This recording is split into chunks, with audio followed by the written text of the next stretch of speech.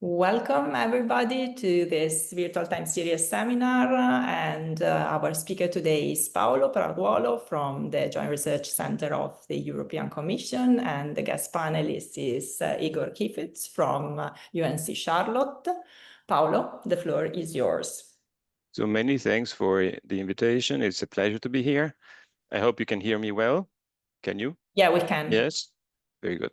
So I'm going to shut off the gallery view, so I will not see anyone. Sorry for this. I'll go to the presentation. So this paper is joint work with Massimo Franche and Ilian Georgiev. Massimo works in Rome and Ilian works in Bologna. I work at this joint research center, which is kind of north of Milan, also in Italy. And what we try to do is try to work with canonical correlations and stochastic trends. The idea is to try to have, to use canonical correlations between something that is stochastic, which is the observed variables, and something which is not stochastic, which is some sort of deterministic functions of time. So that's the plan, and the objectives will be clear, I hope, soon. So this is the plan of what I'm going to cover. So first I'll try to go through briefly why and what we want to do. Then I would like to have like a summary of results and then maybe a little bit of the details on the results. Then we're going to have some simulation, some application. And I'll have moved this section of the discussion on how we fit with the literature at the end. And the reason is that I would like to count on your, prime time for attention for trying to go to the main message. And then how this relates to the literature can be done in the end. So here's my take. So here's the bunch of time series. So these are the exchange rates of the US versus the number of currencies. It's daily data. It's between early January 22 to middle of 24. You see 20 time series. They all start at 1, at 0, sorry, because then it's logs and then it starts at 0. And what you see is that they look like, realizations of random walks, more or less. So why look for trends in this? Well, we know there are trends. The fact is that if you have exchange rates and you want to say keep currency reserves, because maybe you're like a central bank or so, it would be nice to know how much of these reserves you need. And if some currencies are linked together, like they're pegged, then maybe you don't need to keep a separate pot of money for the two. You just maybe need to take a pot of money for one of them, and then you can sort of rely on the fact that two exchange rates are not going to be very much far apart. So the idea is that we could like to investigate this time series. It's 667 data points. It's 20 series in the cross-section. So one idea that one could have with this is to say, let's try to analyze this with the vector autoregressive processes. And that's one option, and we like it. However, the fact that you have 20 time series and then you try to fit a VAR makes these matrices of autoregressive coefficients very large. It's 400 coefficients per lag that you add. So the idea is that maybe you would like to have something that is not as parameterized, as heavily parameterized as the VAR in order to analyze the data. And the objective would be to say how many of stochastic trends are driving these exchange rates. Can we actually have co-integration? Now, on the opposite side, you may wonder why bother about co-integration? These exchange rates go all the way that they want, and maybe they are totally unrelated. And so maybe if you have 20 time series, there's 20 linearly independent random walks. But then we have suspicion that this is not the case. Also because there's, within this set of 20, we have a few that come from Europe. And we have the case of the Danish krone that is, well, officially kind of pegged to the euro. and then they sort of declare to have a band of plus minus 2.25%. So, and if you look at this picture here, I wonder whether how big it is on your screen. But if you look at these two time series, they look very much tangled together. No, this is the Danish krone and the euro vis-a-vis the US dollar. So the idea is that we have 20 time series. There's a definite possibility that we have co-integration, and we do not know how many co-integrating relations there are, which is to say how many stochastic trends are driving these variables. So the motivation for doing this is to try to understand first, how many stochastic trends are there? And second, can we actually estimate what is now on this slide called the psi matrix here, which is loading the common trends onto the variables. So just to get the intuition, not the details now, we try to work on with the moving average representations for the first differences of the stochastic process. The stochastic process has p dimensions. Then we have this C of L is a matrix polynomial, maybe with infinite lags.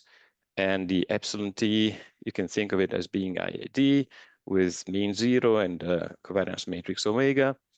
This omega should have a subscript epsilon that I forgot, but forget.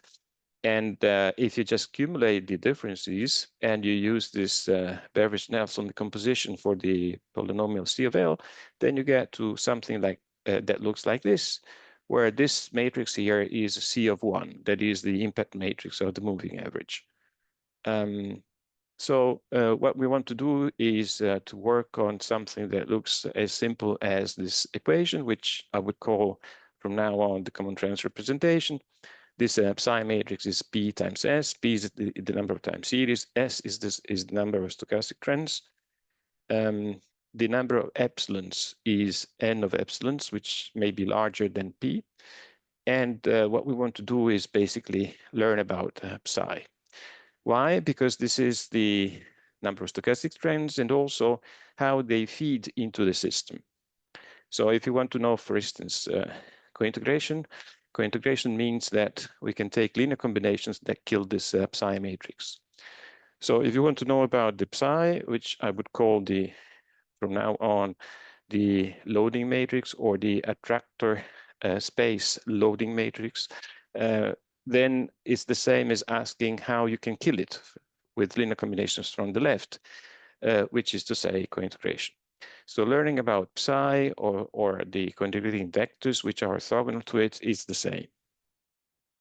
So this is the model that we want to work on It's a semi-parametric in the sense that we don't want to specify this matrix polynomial of, say, the stationary part. What we want to work on is with simply the realization of X. And what we want to do is try to make inference on psi, which is the parametric, the parameter of interest. So it's a matrix of parameters. So this kind of setup covers vector autoregressive processes, vector autoregressive and moving average processes, but also dynamic factor models and a number of other class of processes that are of interest. We want to play plain vanilla, so the epsilon t's are going to be IID. They're going to have second moments, and the covariance matrix is going to be this omega with the subscript epsilon to remind us that it's the epsilons here. So just to give you references from the start, what I'm covering is this in this paper. We have now version 2 of the paper out, which is, so the paper is this one. And then I'm also going to add a few results that we have in the follow-up paper that is already out. This one is in the, say, first version still, and this one is in version 2.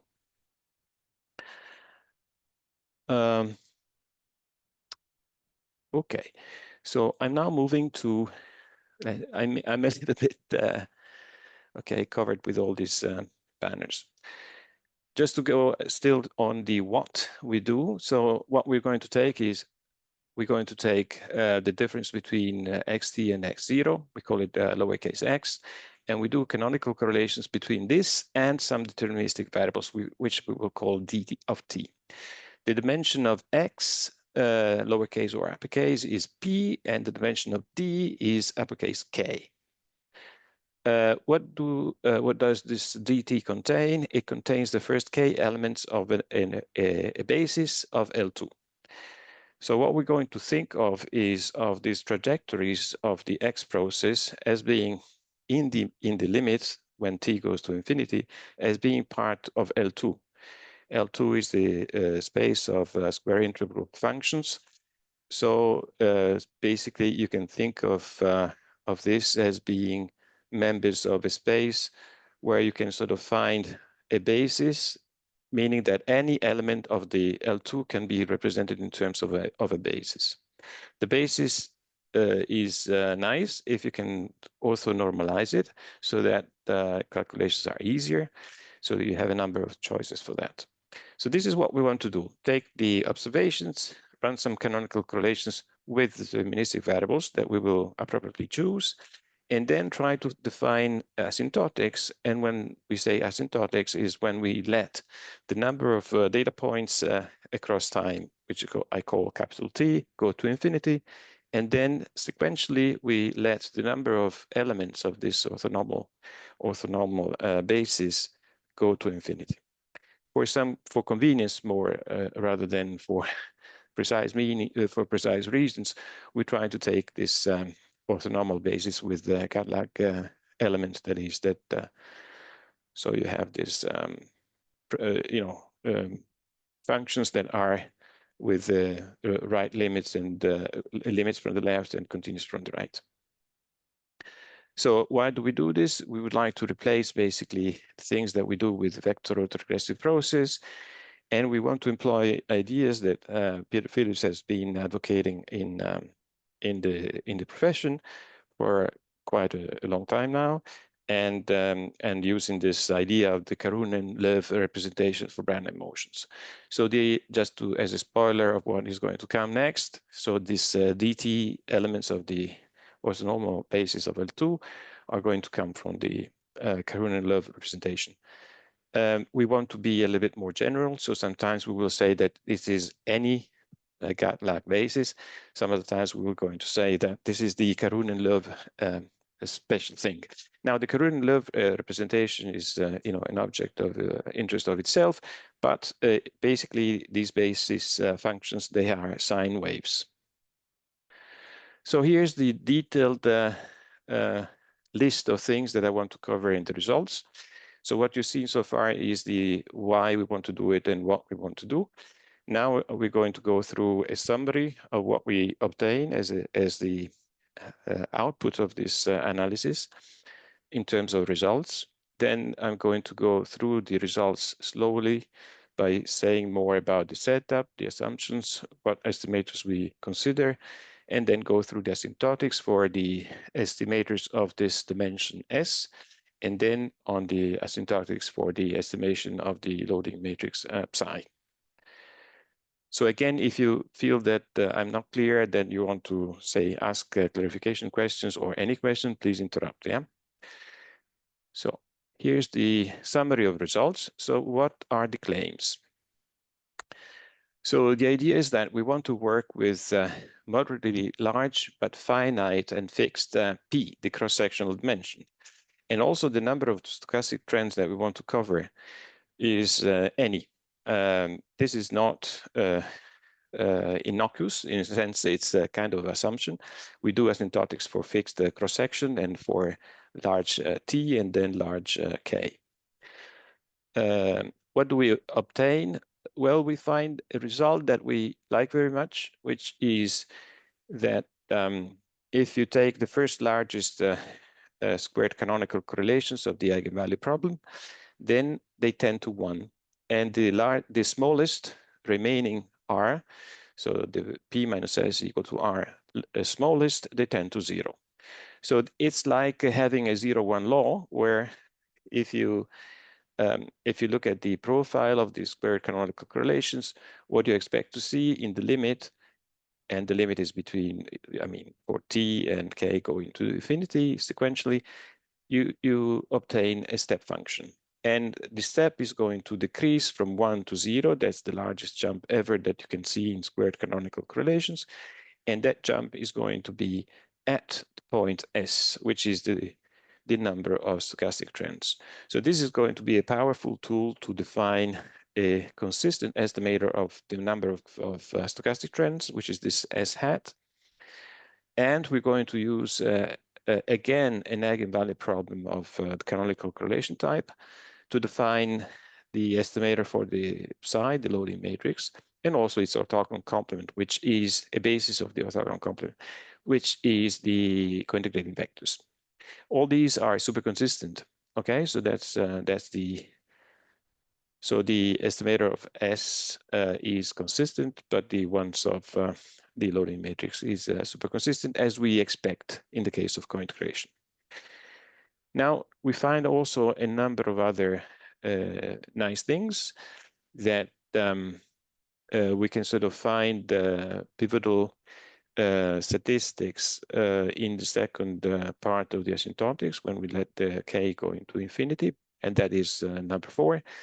But most importantly, we managed to define an estimator for the psi matrix that is mixed Gaussian in the limit, and it is also efficient in the sense that it is the same as the one that you find by maximum likelihood if you have a vector autoregressive process, or if you do the various estimators, efficient estimators of Phillips, including the one with similar deterministic instruments that he has in Journal of Econometrics 2014. And then one last feature that we like very much is the following, that if you assume this model for a vector of time series, say the 20 time series we have, then the same kind of approach should also work on subsets. Now, this is not the case for var processes, we all know, and given that I saw that Helmut has entered the room, then I say that Helmut has shown many times that if you aggregate a var process, then the subsets that you get out of the aggregation will be varma and not var necessarily.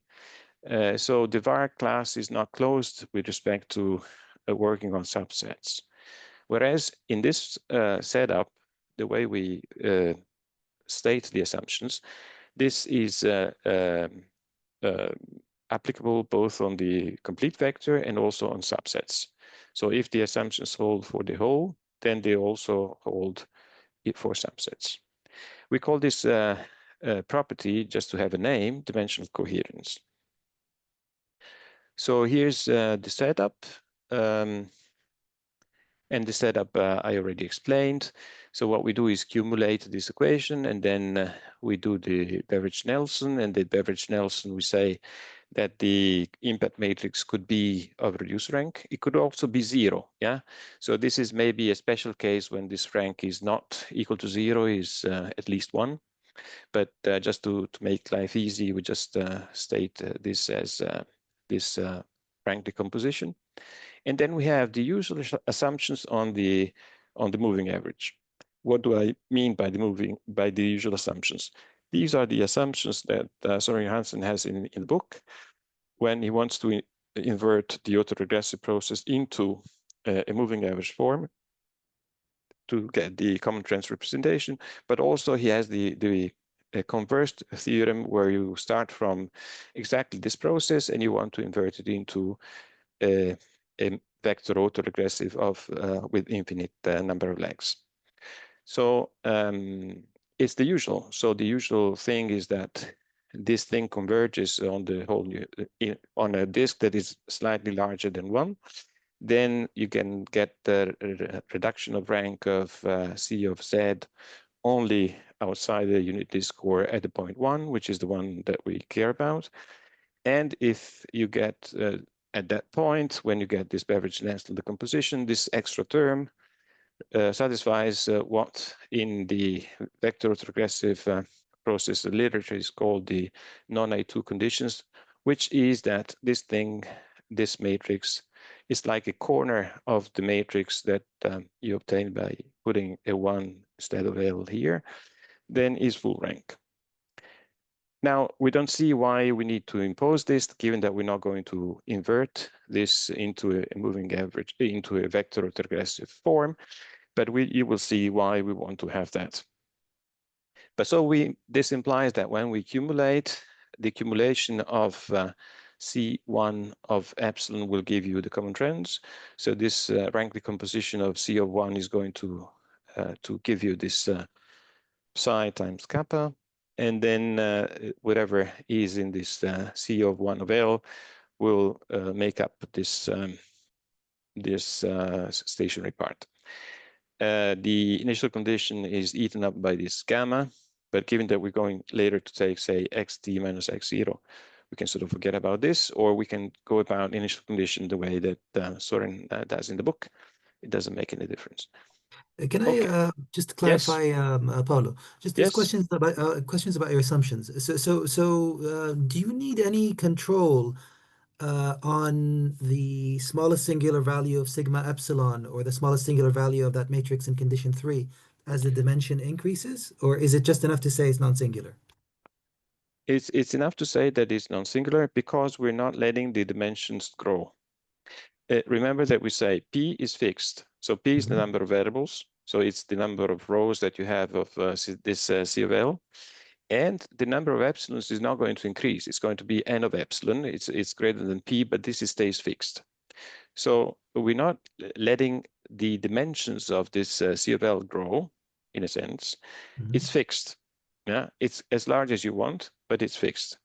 So in a sense, we're not controlling the way that things what happens to the eigenvalues or singular values as you increase dimensions, because we're not increasing dimensions. We're going to increase capital T, which is the time index. We're going to increase the number of basis elements in the basis of d of t, but this is going to be of fixed dimensions. Okay, thanks. Yeah. Paolo, yes. Maybe so this setup is like familiar, and what would be alternative ways to address the questions you pose, like getting S, getting the attractor space? It seems like there is something done in semiparametric for semiparametric models like that. Okay, so you want to know what is out there in the literature, more or less? Yes. No? Yes. Okay, so maybe I'll get to the point when we discuss the literature at the end, but so we have some results that go back to Behrens, 1997, where he has a similar kind of approach with deterministic variable, deterministic instruments. But if I and then we have all these approaches that have say let P grow with T, and maybe P over T goes to some fraction, fixed in the limit. So this is the large dimensional cases.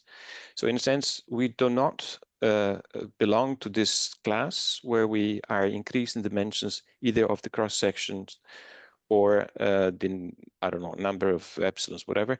They stay the same. And what we do is P any and T large.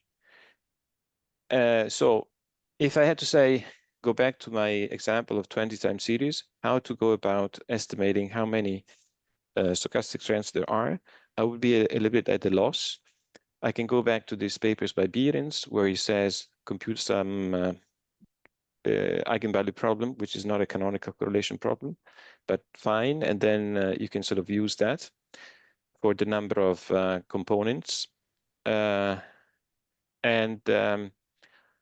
Or you could try to think that your data is actually the first 20 time series of a much larger set that will increase if you let P grow with T, and you try to use this Onansky, Wang, and Bikoskaya kind of results.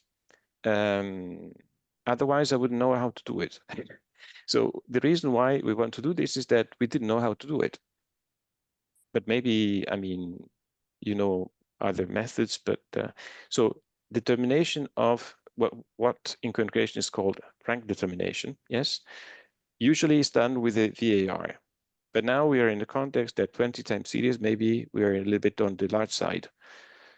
VARs usually are, I don't know, estimated without restrictions up to 10, maybe. But now we have these time series that are larger, no? So maybe I didn't really give you a full answer, but my impression is that we don't have very much to rely on. Of course, one can say, oh, you can do like hands waving information criteria or stuff like that. But I mean, to me, this is, I mean, my impression is that this is not such a heavily researched field. Maybe because it's felt that this is already solved, or I don't know. Anyway. Yeah, I have also kind of personal request because I've done some work on I2 and co-integration, multi-co-integration. So if you can later mention like where this condition 3 kicks in into your analysis, I would appreciate that. Thanks. Next slide immediately. Okay, so just Thanks. to go back if I manage here. Yeah. Okay. So here's where the condition is needed. And this is exactly to avoid I2. And I think you know that I like I2. Yes? Maybe? No? Do you know that I like I2, Igor? Yes? Yes. So, I mean, I think we are a few selected gifted people, I don't know what, I mean, or crazy people that like I2. But here's where I need this matrix. So look at my simple asymptotics. So we have, if you go back to the process has this representation, basically a simple cumulation of the differences. Yeah. So you get this. So we have that the process is driven by this stochastic trends. This is kappa multiplied by this sum of the epsilons. So this will satisfy a central limit theorem. And here's what happens. So accumulation of the epsilons divided by square root of t will go to a Brownian motion. Fine.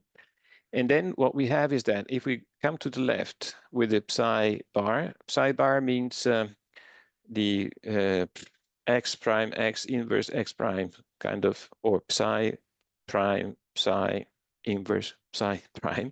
So this is going to get the common trends, and this will be, you know, this first component.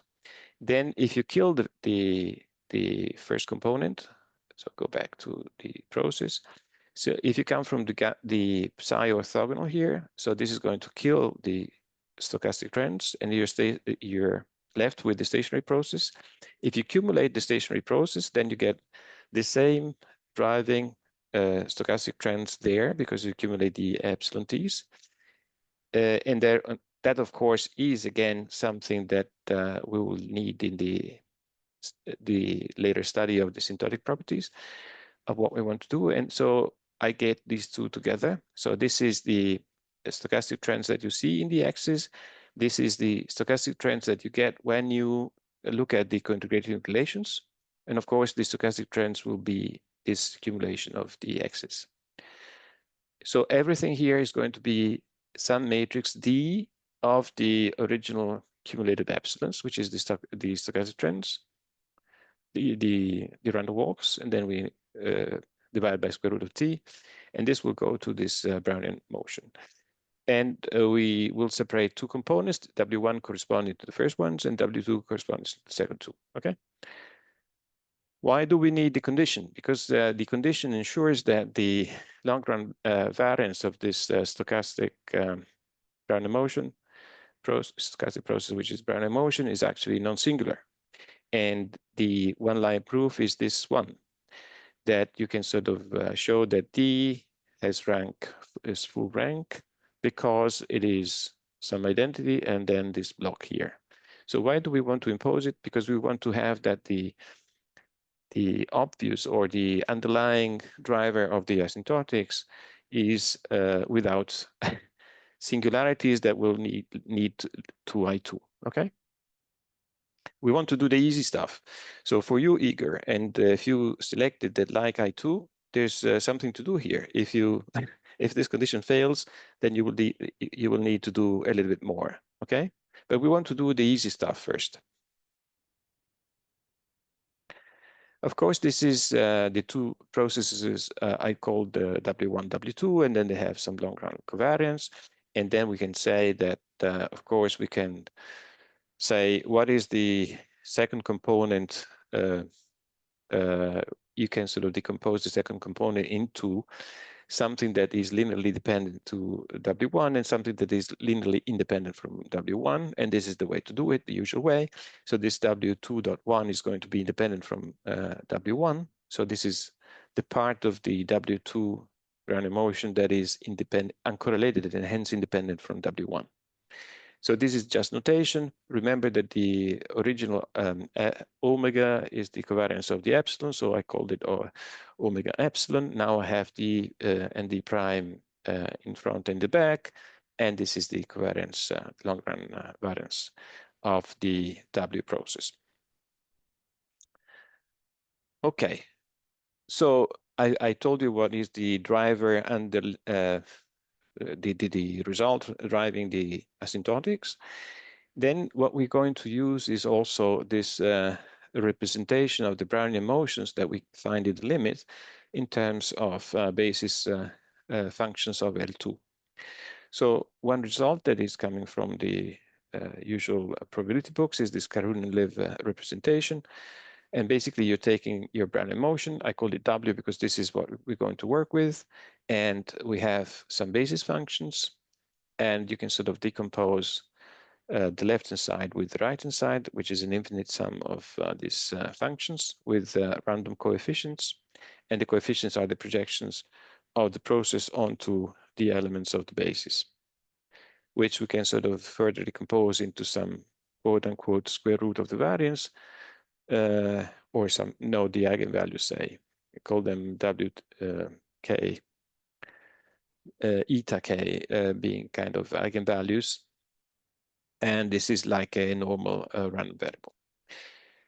Okay, in the case that we choose a specific basis, then we get the Karhunen-Lev representation, and this is obtained when this the square of these etas are the eigenvalues of the covariance kernel of the Brownian motion. But anyway, they're simple sine waves like this, and these eigenvalues look like this. So what is special about this basis is that it chooses the functions in a way to maximize these eigenvalues. And this means that it's like the fraction of the variance that they account for. And they start with the one that is largest, because if you set k to 1, then this is going to be some number. If k increases, this is going to decrease.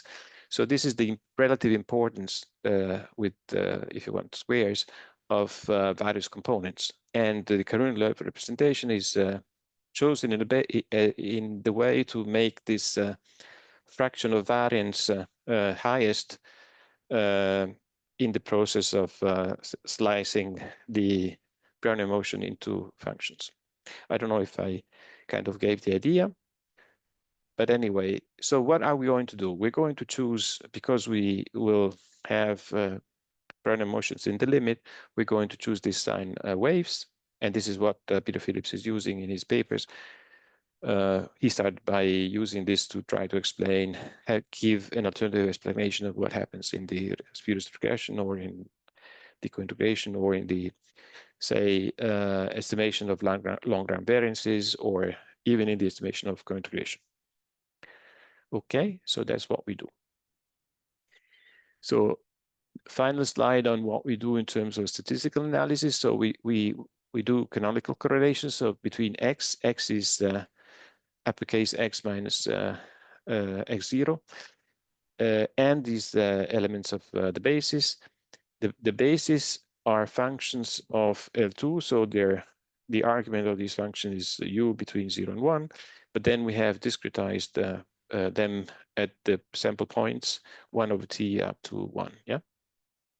So what we do in practice, we take the observed variables, which is lowercase x. We take the discretized elements of the basis up to some kappa element, and then we run this eigenvalue problem, and we obtain eigenvalues this lambda 1, lambda t. They're the squared canonical correlations between what I called generically here f and d, and the corresponding eigenvectors. So what we're going to do is we're going to do the canonical correlations between x and d.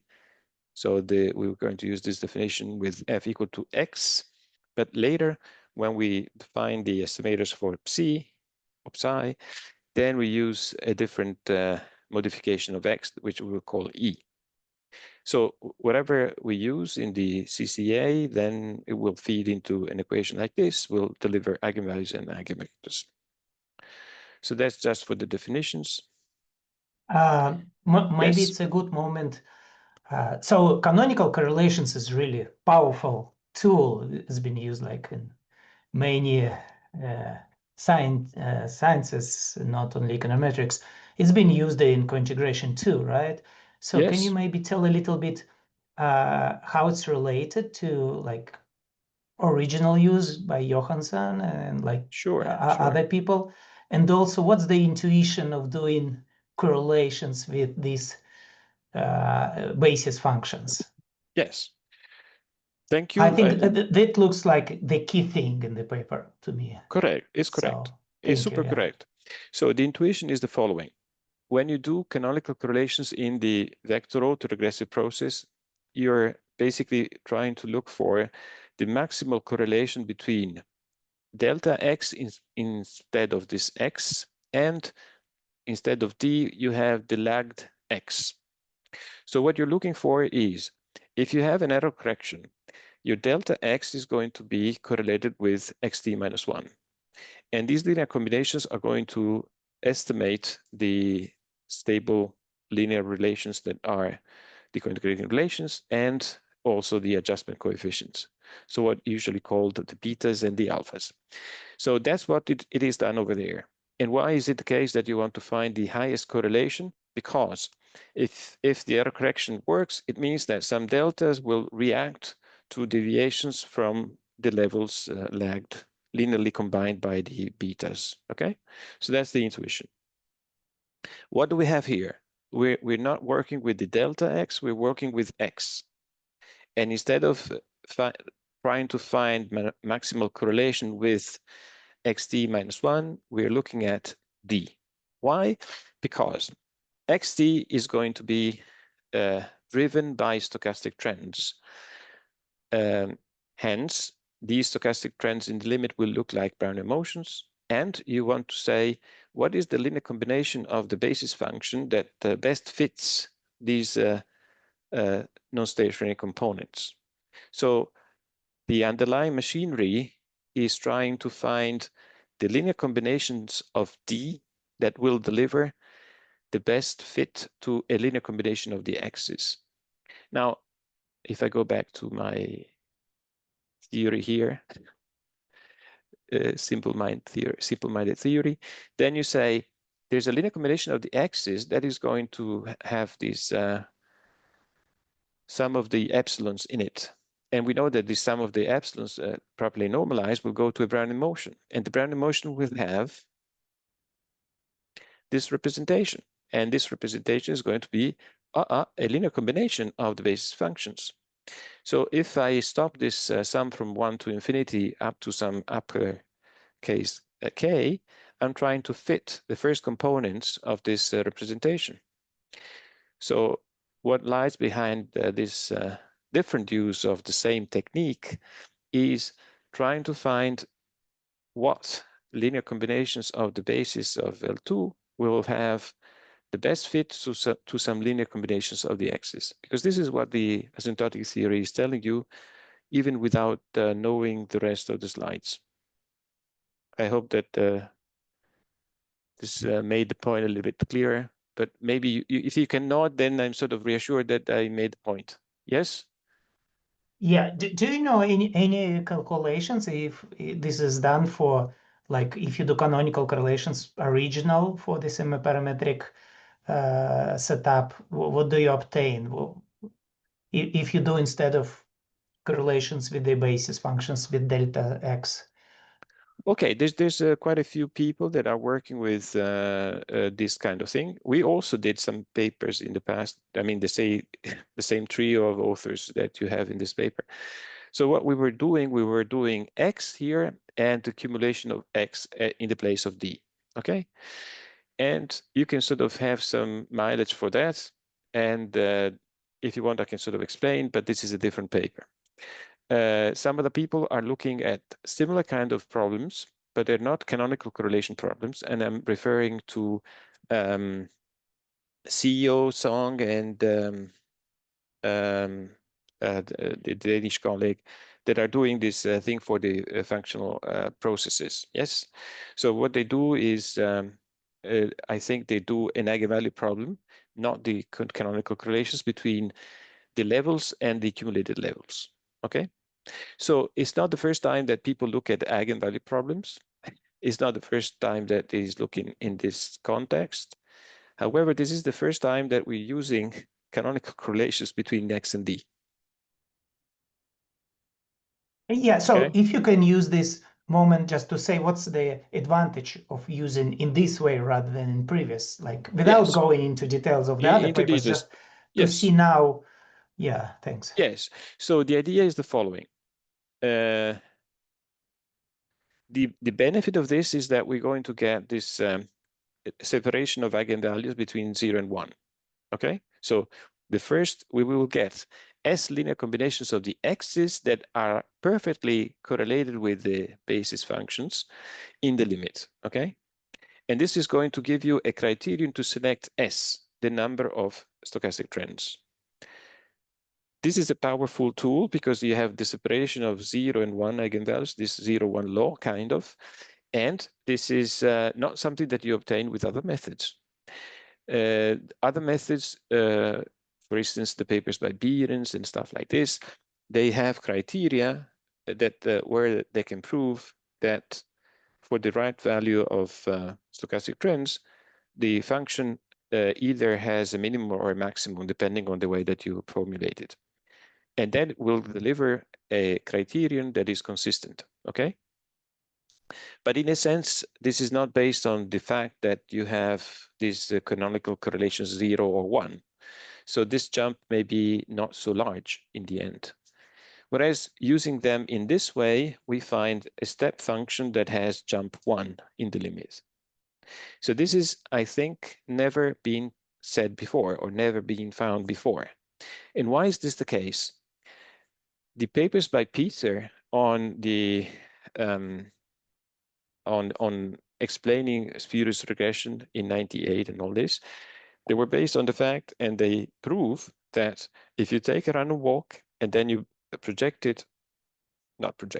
regress it on these dt functions, then you get the r square converges to 1. Okay?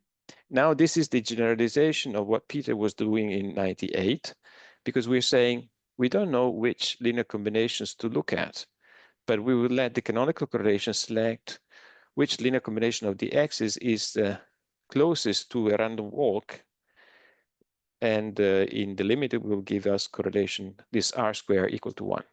So the way to think about canonical correlations is about having regressions, but that are done between variables that you're not pre-selecting, that they are solved as part of the eigenvalue problem.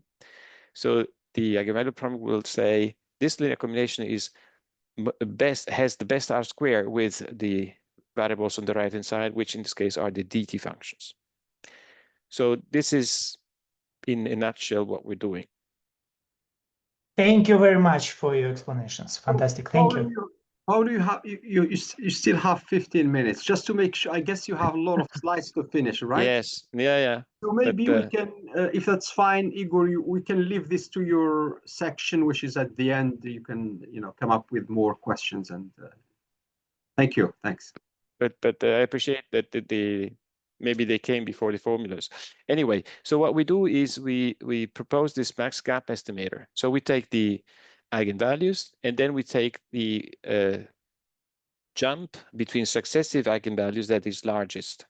And we take that as the estimator of the number of components. Why? Because if all the largest are S, the largest S are equal to 1 in the limit, and the smallest R are equal to 0, the big jump between 0 and 1 will appear at S. So in order to complete this also for, I mean, these jumps also at the beginning and at the end, we add a 1 at the beginning and a 0 at the end. Now, this is a little bit answering what did the literature do so far? Who actually proposed the criteria in this case? So there's these two papers, one by Behrens and one by Ann and Horenstein.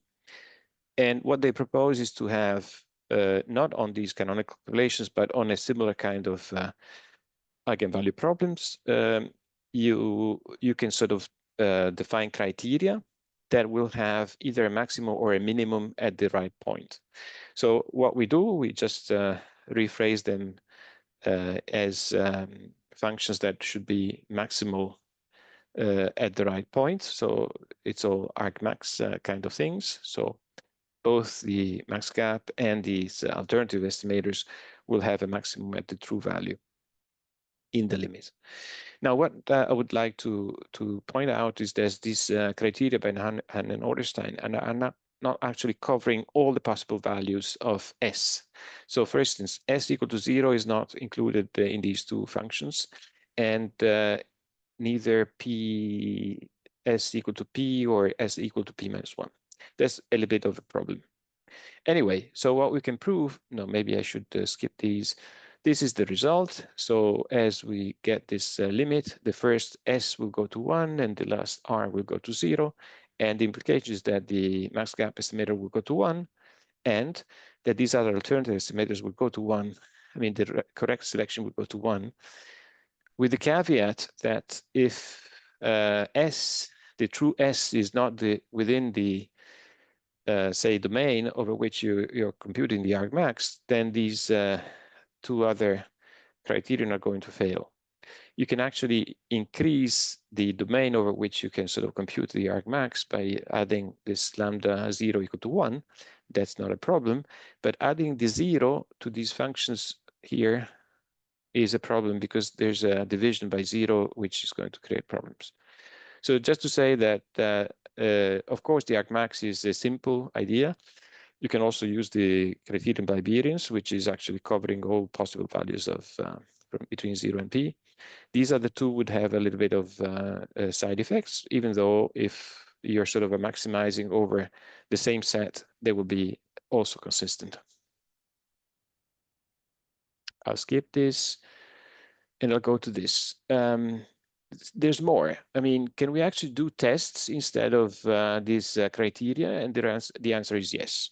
So we have the same canonical correlations. We take the eigenvalues and we can have like the second stage asymptotics when we sort of have first t has gone to infinity and then we get k go to infinity. And we can prove that this thing here holds by which, oops, I wanted to underline this. So what I'm pointing to is this. So if we take this function 1 minus lambda, so we take the first s eigenvalues, we know that they converge to 1. And then we find the distance between 1 and them. So if you take the largest, this 1 minus lambda 1 is going to be the smallest. And the 1 minus lambda s is going to be the largest. That's why we put them in reverse order. And then if we multiply by capital K and pi square, pi square, you say, where does that come from? Forget about that. Then in the end, you get that this converges to a limit. What is the limit of that? It's the eigenvalues of a very simple function of Brownian motion. Now, which is this? So this is a pivotal statistic, this one that I have here. So maybe I do a different color. Yeah, put it blue. So the orange thing is your pivotal, asymptotically pivotal statistic. You compute that on the basis of the eigenvalues, the first S of them. So in a sense, this depends on S. And then they have a limit. A limit, you can sort of have a simulation of the eigenvalues of this thing. And so you can construct tests on the number of components S on the basis of this pivotal, asymptotically pivotal statistic. If you take the other eigenvalues that will, and you put them into this function, they will diverge. So this is how you construct tests that will do the same job. Before I do that, I want to say that we also have a result on the exact limit distribution in the case that this Brownian motion B of 1 has dimension 1. So these are the pictures. But anyway, we just are able to do it for dimension 1. But these are the tests. So the idea is that you can use these statistics. This is a vector, and then you take a vector norm. And the results that we had previously just imply that the vector norm of the statistic will converge to the vector norm of the limit distribution, which implies that you can actually compute the critical values for the specific choice of vector norm. If we take the one norm, then we get something that looks very much like what used to be the kind of trace statistic or trace statistic like thing, and this is kind of similar to the lambda max, but anyway. But that's the coincidence. So in a sense, what we want to say is that there's an alternative to the criteria, which are tests.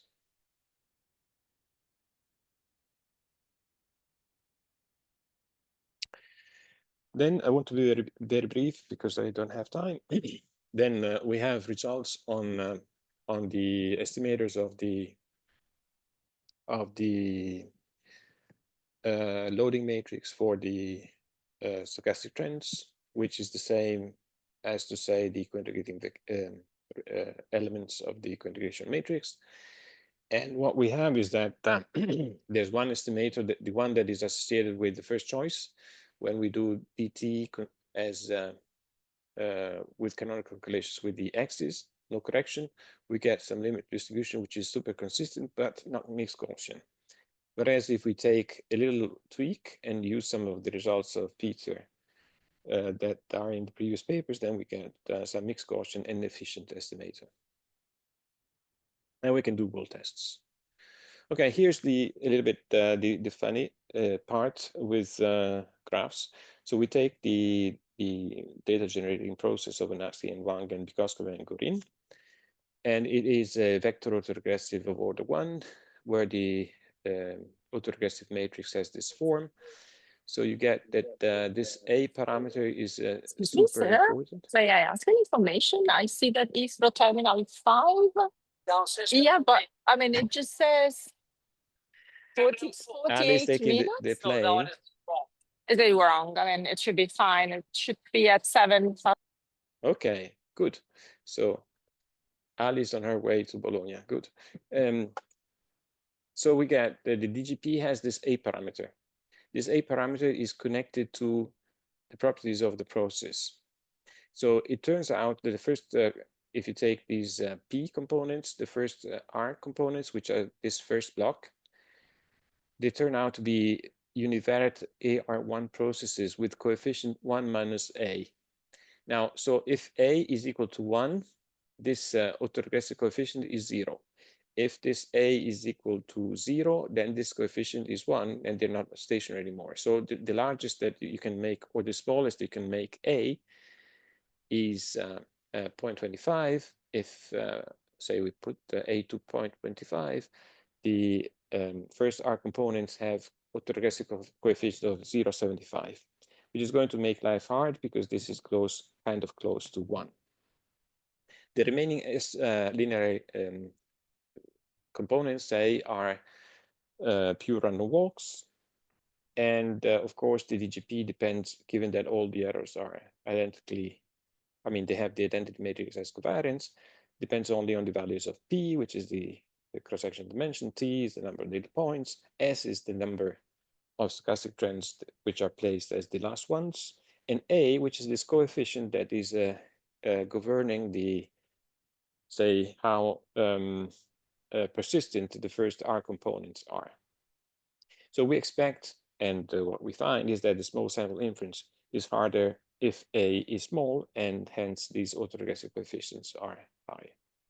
So here's what you find in terms, if I have P equal to 20, I get a sample size of 600, which is kind of close to the empirical application, and I have 0 as number of common trends, and I take this, this is one realization, yes, and I take the canonical correlations and I plot them as a function of the order of the eigenvalue.